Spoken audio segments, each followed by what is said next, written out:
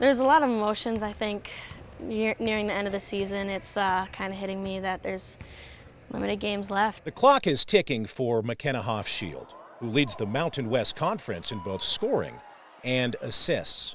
To call her a generational talent might be an understatement, according to CSU head coach Ryan Williams. The ability she has when the ball is in her hands and with her burst and her quickness, it's remarkable. But she's 5'2". I mean, you just don't see that many players that size do what she's done in the history of the game. To put the performance of this pint-sized point guard into the proper perspective, Hofschild and Caitlin Clark are the only women's players to average more than 20 points and 7 assists this season.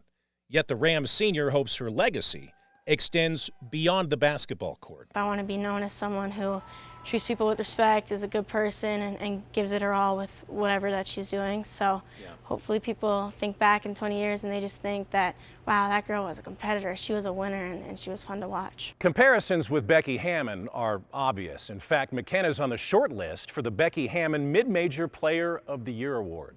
But she says the real honor is being mentioned in the same sentence with one of the all-time greats. It's very cool. It's a huge honor, I think, just to be mentioned in the same sentence, like you said, as Becky Hammon, who means so much to CSU, but just women's basketball in general. Someday, her number will hang next to Hammon's, and Hofschild plans to follow in her footsteps as a coach.